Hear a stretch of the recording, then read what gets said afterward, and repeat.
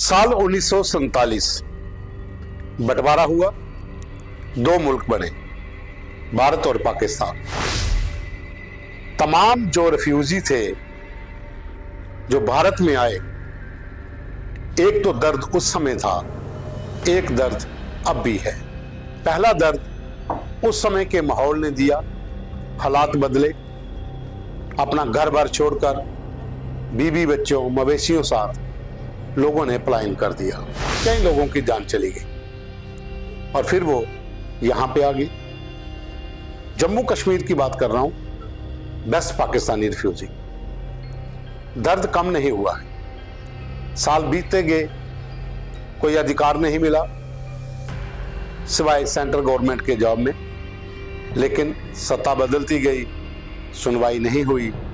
फिर एक समय आया जब मोदी सरकार सत्ता में आई। बेस्ट पाकिस्तानी रिफ्यूजी हो या पीओजेके के रिफ्यूजी, इनको अधिकार देने की बात चली और वो सपना भी पूरा हुआ, लेकिन दर्द अभी भी है। दर्द वो नहीं जो उस समय था, दर्द अब की व्यवस्था का है। सरकार ने 317 करोड़ रुपए जारी कर दिए, जो रिफ्यूजी आए हैं उनकी परमानेंट सेटलमेंट हो एक ही किस्त में। 5.5 लाख के करीब एक एक परिवार को देने का पूरा बजट सैंक्शन हो गया। 2020 में बेस्ट पाकिस्तानी रिफ्यूजियों को भी इस सूची में लाया गया और पैसे बांटने का काम शुरू हुआ। 5 साल हो गए, 2025 है। सरकारी जो आंकड़ा है वो है 5,764 परिवार जो बेस्ट पाकिस्तानी रिफ्यूजी हैं, लेकिन पैसा अभी तक 2,000 परिवारों तक ही पहुंचा है। अधिकांश लोगों की फाइलें इसलिए वापस लौटाई जा रही हैं और उनसे कहा जा रहा है कि आपका नाम एनपीआर की सूची में नहीं है, नॉन परमानेंट रेजिडेंट की। लिहाजा आप हमें 1951 से लेकर 1984 तक की वोटर लिस्ट मुहैया करवाएं, उसमें चेक करें। अधिकांश लोग जब चेक कर रहे हैं तो उनका नाम एनपीआर में नहीं है, पीआर में आ रहा है। और मुसीबत यह है कि पीआर में नाम आने के बाद वो फाइलें वापस भेजी जा रही हैं, पैसा नहीं दिया जा रहा। एक ही परिवार जब वो बंटा तो दूसरे भाई को पैसा मिल गया, लेकिन एक भाई और उसके परिवार को नहीं मिल रहा है। तो फिर कमी कहां पर है, खामियां कहां पर है? जब ये सूचियां बनाई जा रही थी, उस समय जो अधिकारी तैनात किए गए थे, उन्होंने कौन सा चश्मा पहना हुआ था? अब दिक्कत यह है कि इतनी संख्या में रिफ्यूजी होने के बावजूद सरकार ने जब यह कहा कि उनके पास सिर्फ 5,764 परिवार ही रजिस्टर्ड है, जबकि जो बेस्ट पाकिस्तानी रिफ्यूजी हैं, जो संगठन है उसके जो प्रधान हैं लब्बा राम गांधी, उनका कहना है कि 20 से 30 हजार परिवार हैं। वो कहते हैं कि चलो हम 5,764 ही मान लेते हैं, लेकिन जब 2,000 लोगों को आपने पैसा दे दिया है तो बाकी वालों को देने में दिक्कत क्या है? आए दिन रेवेन्यू जो एसीआर हैं, जो जिला कार्यालय में तैनात होते हैं डिस्ट्रिक्ट कलेक्टर के, वहां से फाइलों पर ऑब्जर्वेशन के नाम पर वापस भेजना का काम शुरू कर दिया गया, जो अभी तक जारी है। लोग इंतजार कर रहे हैं कि कब उन्हें पैसा मिलेगा और अब आखिरी तिथि है मार्च 2026। लोगों के अंदर चिंता है, दुख है, दर्द है और डर भी है कि कहीं उनको पैसे ना मिले। जैसा मैंने पहले बताया कि बड़े भाई को पैसे मिल चुके हैं, छोटे भाई के परिवार को नहीं मिले हैं। एक ही कुंबा था, यहां पर आकर अलग अलग कुंबे हो गए। जब एक एनपीआर में है तो दूसरा पीआर में कैसे है? वो खामियां कौन ढूंढेगा, वो कमियां कौन ढूंढेगा? इस बारे में हमने बात की लब्बा राम गांधी, जो बेस्ट पाकिस्तानी रिफ्यूजी हैं, उनके संगठन के प्रधान भी हैं, उनका क्या कहना है, तो पहले ये सुनिए।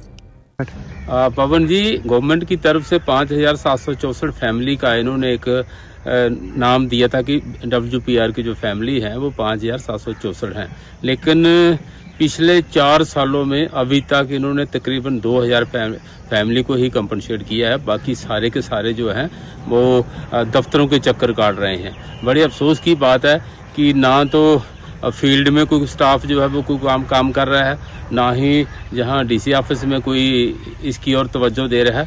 गलत मैसेज लिख के भेज देते हैं कि इतने ही लोग हैं, जबकि गवर्नमेंट का फिगर जो है वो 5764 है। तो ये बहुत दुर्भाग्यपूर्ण फैसला है। मजबूरन में अगर इन्होंने स्कीम को एक्सटेंड नहीं किया तो मुझे कोर्ट का जो रास्ता है वो हमें अख्तियार करना पड़ेगा। मैं नहीं चाहता कि कोई गरीब परिवार 5 लाख जो मिलना है उससे वंचित रह जाए। अब सिवाय कोर्ट के कोई हल नहीं है, ये कहना है लब्बा राम गांधी का। आए दिन ये लोग प्रदर्शन करते हैं। जो नॉन कैंप रिफ्यूजी हैं उनका संगठन अलग से है, जो बेस्ट पाकिस्तानी रिफ्यूजी हैं उनका संगठन अलग से है, जो 1965-1971 के रिफ्यूजी हैं उनका संगठन अलग से है, और जो पीओजेके के रिफ्यूजी हैं वो अलग से अपनी लड़ाई लड़ रहे हैं। अधिकांश जो पीओजेके के लोग हैं, जो रिफ्यूजी हैं, उनको ये पैसा मिल चुका है, लेकिन बेस्ट पाकिस्तानी रिफ्यूजीज के बहुत से परिवार ऐसे हैं जिनके वोटर लिस्टों में नाम नहीं है, उनको पीआर में डाल दिया गया है। अब एनपीआर और पीआर के चक्कर में आम लोग पिस रहे हैं, और राजस्व विभाग के जो अधिकारी आते हैं, जब तक वो उन फाइलों को समझते हैं उसके बाद उनका तबादला हो जाता है। फिर नए अधिकारी आते हैं तो उनको जो नीचे का स्टाफ है वो फिर वहीं पीछे लेकर आ जाता है जहां से ये कहानी शुरू हुई थी। कई बार जिला कार्यालय के बाहर ये लोग प्रदर्शन करते हैं, कई बार तहसील लेवल पे प्रदर्शन होता है, जम्मू प्रेस क्लब के बाहर भी प्रदर्शन होता है। आए दिन नॉन कैंप रिफ्यूजी भी प्रदर्शन करते हैं, बेस्ट पाकिस्तानी रिफ्यूजी भी प्रदर्शन करते हैं। हालांकि कुछ पीओजेके के लोग भी करते हैं कि पूरे परिवारों को अभी तक ये पैसा नहीं मिल पाया है, जबकि मोदी सरकार ने 317 करोड़ रुपए इन सब रिफ्यूजियों के लिए परमानेंट सेटलमेंट जो एक किस्त है वो देने का ऐलान किया था और पैसा भी जारी कर दिया था।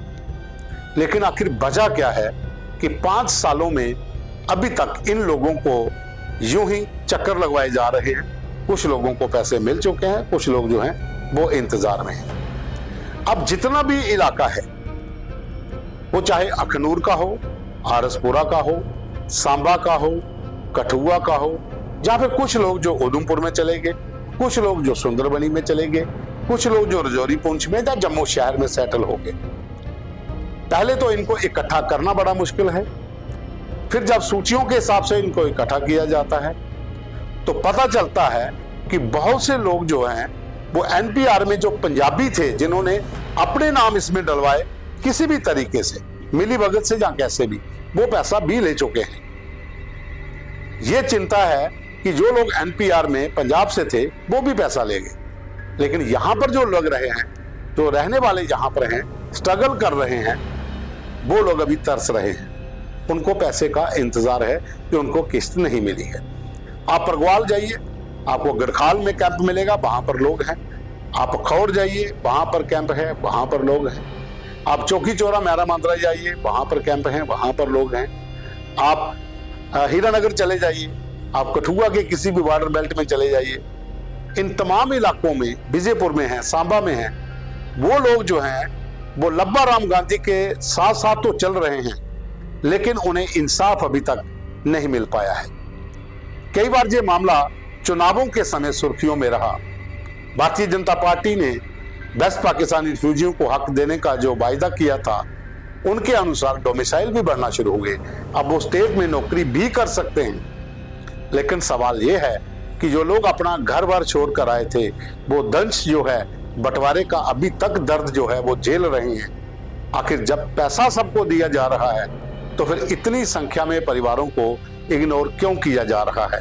यह सवाल इस समय इसलिए भी उठ रहा है क्योंकि जैसा मैंने पहले बताया कि एक कुंभा जिसमें 4 भाई थे, जो पाकिस्तान से यहां पर बंटवारे के समय पलायन करके आ गए, अब उनमें से 2 को पैसा मिलता है और 2 को यह कहा जाता है कि आपका नाम एनपीआर में नहीं है, जबकि पीआर में है।